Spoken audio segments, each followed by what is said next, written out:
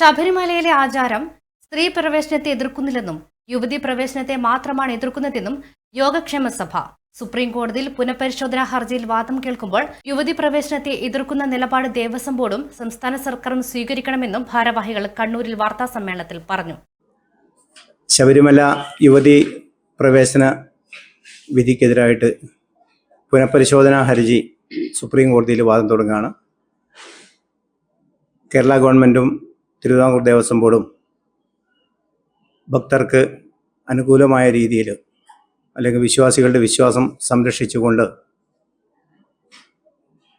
ആ രീതിയിൽ മുന്നോട്ട് പോകണമെന്നും അഫിഡവിറ്റ് മാറ്റിക്കൊടുക്കണമെന്നാണ് യോഗക്ഷേമ സഭ ആവശ്യപ്പെടുന്നത്.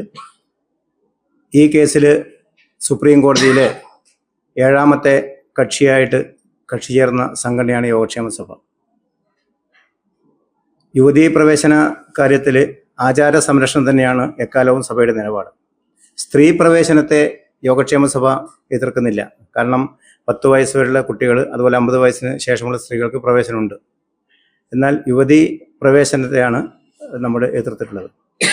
ആയതിനാൽ ഈ വിഷയത്തിൽ ഭക്തരുടെ വിശ്വാസ സംരക്ഷണത്തിൻ്റെ ഭാഗമായി ആചാരാനുഷ്ഠാനങ്ങൾ പാലിച്ച് യുവതീ പ്രവേശനത്തെ എതിർക്കുന്ന ഒരു നിലപാട് പുനഃപരിശോധനാ ഹർജിയിൽ വാദം കേൾക്കുമ്പോൾ ദേവസ്വം ബോർഡും സംസ്ഥാന സർക്കാരും എടുക്കണമെന്ന് യോഗക്ഷേമ സഭ ആവശ്യപ്പെടുന്നു.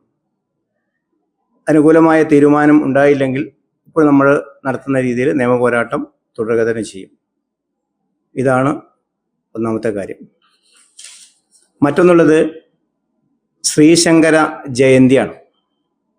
അതായത് ലോകത്തിന് മുന്നിൽ അദ്വൈത സിദ്ധാന്തം ഓതിത്തന്ന വ്യക്തിത്വമാണ് ശ്രീശങ്കരൻ. അദ്ദേഹത്തിൻ്റെ ജന്മദിനം ഇപ്രാവശ്യം മുതൽ എല്ലാ വർഷവും ആഘോഷിക്കാറുണ്ട്. പക്ഷേ ഈ പ്രാവശ്യം മുതൽ യോഗക്ഷേമ സഭയും അതുപോലെ ഞങ്ങളുടെ വിദ്യാഭ്യാസ വിഭാഗമാണ് ശ്രീശങ്കര ട്രസ്റ്റ്, ഈ 2 പ്രസ്ഥാനവും ചേർന്നുകൊണ്ട് വളരെ വിപുലമായ രീതിയിൽ കേന്ദ്ര സംസ്ഥാന മന്ത്രിമാർ, അതുപോലെ ജനപ്രതിനിധികൾ, ഇവരെയൊക്കെ ഉൾക്കൊള്ളിച്ചുകൊണ്ട് ഞങ്ങളുടെ തന്നെ സ്ഥാപനമായ പെരുമ്പാവൂർ ശ്രീശങ്കര വിദ്യാപീഠം കോളേജിൽ വെച്ച് നടത്തുകയാണ്. വളരെ വിപുലമായൊരു സമ്മേളനമാണ് നടത്തുന്നത്. അത് ദേശീയ ശ്രദ്ധ ആകർഷിക്കത്തക്ക രീതിയിലുള്ള പരിപാടിയാണ് മുന്നോട്ട് പോകുന്നത്.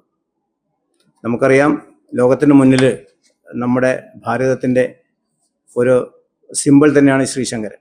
അതുകൊണ്ട് തന്നെയാണ് ഈ ശ്രീശങ്കരൻ്റെ പാദസ്പർശം കൊണ്ട് പുണ്യഭൂമിയായ എറണാകുളം ജില്ലയിലെ കാലടിക്കടുത്തുള്ള പെരുമ്പാവൂരിൽ വെച്ചിട്ട് ഈ സമ്മേളനം ചേരുന്നത്.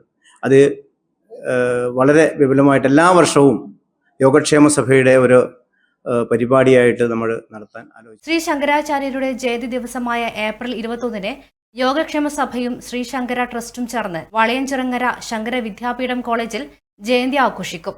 കണ്ണൂരിലും പരിപാടികൾ സംഘടിപ്പിക്കുമെന്നും ഭാരവാഹികൾ പറഞ്ഞു. PN Damodaran Namboothiri, Usha Radhakrishnan, M Radhakrishnan, KV Madhusoodanan Namboothiri, മധു മരങ്ങാട് എന്നിവർ വാർത്താ സമ്മേളനത്തിൽ പങ്കെടുത്തു. വാട്സാപ്പിലും ഫേസ്ബുക്കിലും ഒക്കെ സ്റ്റാറ്റസ് അപ്ഡേറ്റ് ചെയ്യാറുണ്ടല്ലോ. HIV സ്റ്റാറ്റസോ HIV പിടിപെടാനുള്ള സാഹചര്യങ്ങളിൽ കൂടി അറിഞ്ഞോ അറിയാതെയോ കടന്നു പോയിട്ടുണ്ടാവാം. എന്ത് തന്നെയായാലും മുൻകൂട്ടി പരിശോധിച്ച് HIV സ്റ്റാറ്റസ് അറിയൂ. സൗജന്യ HIV പരിശോധനയും കൗൺസിലിങ്ങും ആരോഗ്യ കേന്ദ്രങ്ങളിൽ പ്രവർത്തിക്കുന്ന ICTC അഥവാ ജ്യോതിസ് കേന്ദ്രങ്ങളെ സമീപിക്കുക. നിങ്ങളുടെ സ്റ്റാറ്റസ് എന്തായാലും വിവരങ്ങൾ രഹസ്യമായി സൂക്ഷിക്കുന്നതായിരിക്കും.